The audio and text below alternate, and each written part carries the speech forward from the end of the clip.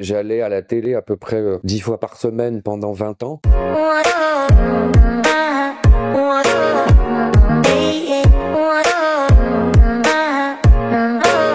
Bonjour My City, je suis Christophe Lévesque, j'ai 28 ans à la fin de l'année. Mon métier, c'est pas compliqué, c'est de faire rire les gens en racontant des conneries avec ce monde absurde dans lequel on vit. De pratiquer un humour plutôt lucide, violent, un peu cynique, un peu noir. Il est à l'image de l'époque. J'ai vécu à Montceau-les-Mines pendant 19 ans. Là, on est dans un bar qui s'appelle Le Carnot. J'ai habité pendant 19 ans à 300 mètres d'ici, moi, oui. J'ai encore dans le coin de la famille, j'ai encore ma mère, une tante, un oncle. Il en reste encore. Ouais. Je reviens ici parce que j'ai une maison de campagne dans le Charolais. J'habite depuis 40 ans à Paris, mais je me suis jamais senti parisien.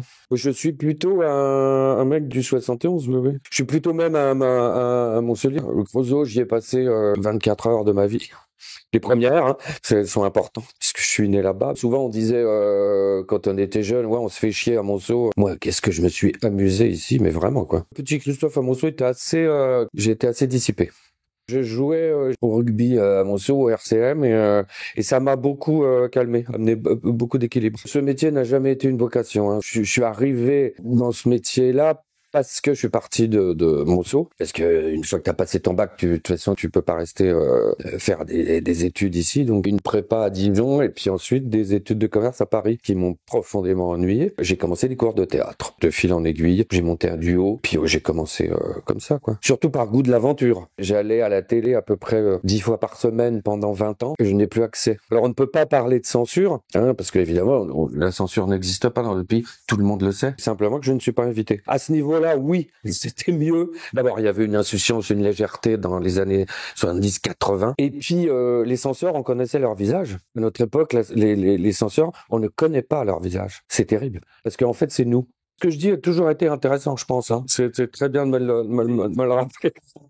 La télé ne me manque, mais absolument pas du tout. J'y suis allé parce que j'ai rencontré Ruquier et qu'on s'est amusé. Dans ces années-là, moi, je m'amusais, mais on s'amusait, mais vraiment. La télé, la radio, tout ça, mon métier, c'est sur scène. Le spectacle s'appelle Vieux con. J'ai rajouté un point d'interrogation parce que le second degré a disparu. Ça, c'est encore un truc de notre époque. Et j'ai des copains journalistes qui pensaient que j'avais appelé mon spectacle Vieux con parce que j'étais devenu un vieux con pour te dire à peu près où on en est actuellement, quoi. Et donc, je l'ai appelé Vieux con parce que je me sentais plus en phase avec cette époque de merde. Je ne connais pas les humoristes de la nouvelle génération. Là, on va tomber dans le vieux con. Je vais pas citer de nom, mais sur 10 humoristes de la nouvelle génération, il y en a 9 qui sont à chier, quoi. Je le dis, je le revendique, et je leur ai dit d'ailleurs, ceux que j'ai croisés. Ils ne racontent rien, c'est du vide dans du rien, mais c'est à l'image d'une époque. Mais évidemment, comme dans toutes les générations, il y a des pépites. Bien sûr, c'est beaucoup plus compliqué de faire rire aujourd'hui. Quand je les critique comme ça, je les comprends tout à fait.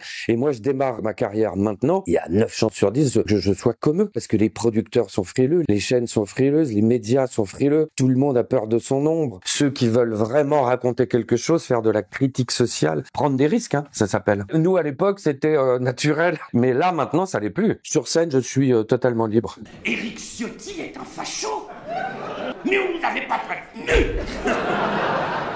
Je tourne avec 2 spectacles, c'est un spectacle écrit et puis une revue de presse qui est à moitié improvisée, à moitié écrite. Il y a des fois, quand je fais la revue de presse, tu te dis, ça, j'aurais même pas pu l'inventer.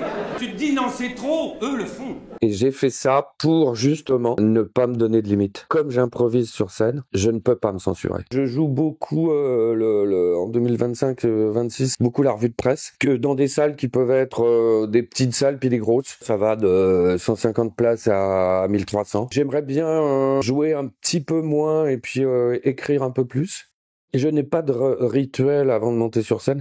Et puis finalement, je dois en avoir un. Je déteste être dans les loges, mais vraiment. Et en général, avec le régisseur, on se trouve, quand c'est possible, un bar à côté. Et puis on raconte des conneries, quoi. Mon rituel, c'est de raconter des conneries. Mais qui n'ont absolument rien à voir avec le spectacle. C'est une fausse façon de se concentrer. Moi, que je joue devant 150 personnes ou 1500, j'aurais de la même façon. Il n'y a pas pour moi de petites, de grandes scènes. Voilà, il m'est arrivé de faire le Casino de Paris, l'Olympia. Pas plus de plaisir que dans un café théâtre de 150 places. Monsieur Lévesque, avez-vous encore des attaches amicales ou familiales au Creusot? J'ai encore des potes qui habitent au Creusot, ouais. Bien que, en tant que Montsolien, évidemment, la rivalité est quand même énorme. Enfin, en tout cas, quand je jouais au rugby, moi, on se foutait sur la gueule, hein, vraiment. Mais j'ai encore des potes un peu partout. Ouais. Salut Christophe, as-tu des rituels avant d'entrer en scène? Et si oui, lesquels? Pas vraiment. Je déteste être dans les loges, attendre. Ça me met vraiment dans un état que le plus possible, j'essaye de faire autre chose, de m'évader, même de partir. S'il y a un café à côté, ça m'arrive d'aller au café à côté jusqu'à 8h25 pour un spectacle à 8h30. Bonjour Christophe. Pensez-vous que l'humour est important pour les enfants? Si l'humour est important pour les enfants, c'est primordial. L'humour est important pour tout le monde, que des plus petits jusqu'aux plus grands. Enfin, en tout cas, moi, ça m'a permis de me calmer. Ça permet de prendre des distances avec l'événement, avec l'actualité. Pour les enfants, c'est hyper important. Bonjour Christophe, j'ai une petite question. Est-ce que les plateaux de télé vous manquent? Alors pas du tout, ça manque pour remplir les salles. Si j'en faisais de temps en temps, ce serait bienvenu. Moi j'ai mon public maintenant, donc j'en ai plus trop vraiment besoin. Et ce qui me manque, non, surtout dans l'état actuel de la télé, non.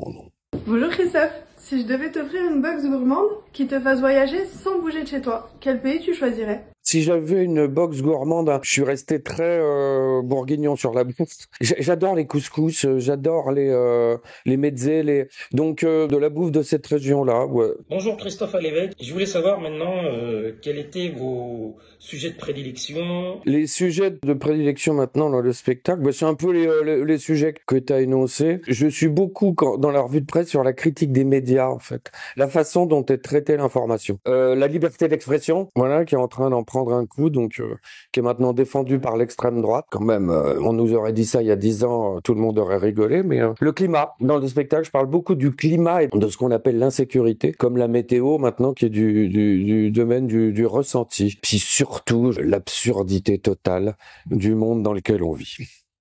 Salut Christophe, je m'appelle Aurélien. Je voulais savoir si toi, en tant qu'artiste, tu as recours parfois à des coachs, que ce soit du coaching sportif, développement personnel ou peu importe.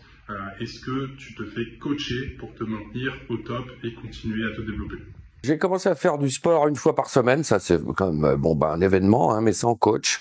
Non, en fait, j'ai jamais fait appel à. Mais j'échange beaucoup avec des potes, avec des gens du métier, avec des. J'adore ça. Donc, est-ce que ça revient à du coaching? En fait, c'est du coaching qui porte pas son nom. Ouais.